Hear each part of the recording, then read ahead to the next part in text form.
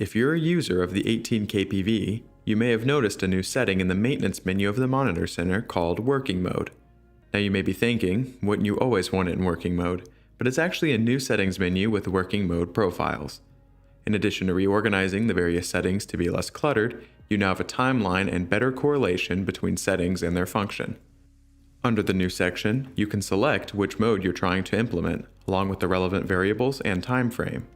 These settings are listed in priority order from top to bottom, so if two settings have overlap, then the higher one on the list will take precedence.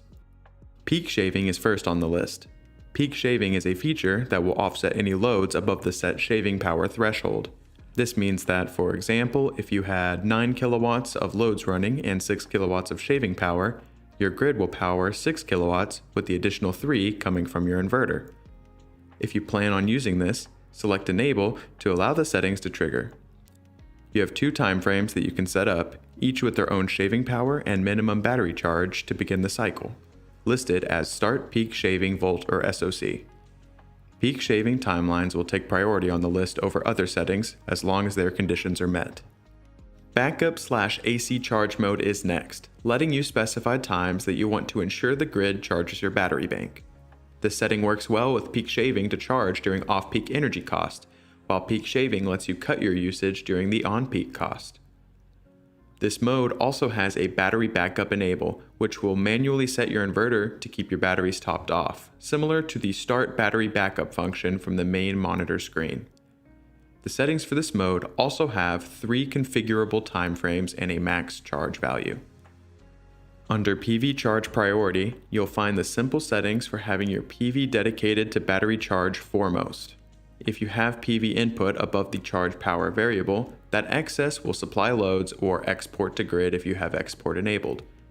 Even at a maximum battery charge power of 12 kilowatts, you could potentially have up to 6 kilowatts of additional solar power while still offsetting loads. And lastly, for the configurable modes, forced discharge or export PV only. Using forced discharge is one of the less common use cases, so it has a lower priority, but can be used to cycle batteries consistently and possibly net positive for exporting on certain time-based net metering arrangements. Export PV only will keep the battery from discharging enough power to export, since there are some more restrictive utility agreements that do not allow for battery exporting. When all of the above modes are inactive or disabled, self-consumption is the default operation of this inverter.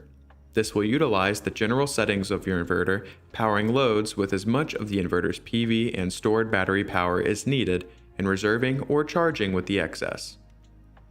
The new working modes timeline should help reduce the complication of commissioning a system by providing a more intuitive look at the settings relevant to your desired goal. If you have feedback, feel free to leave a comment below. And as always, thank you for watching, and stay tuned for more features and future content.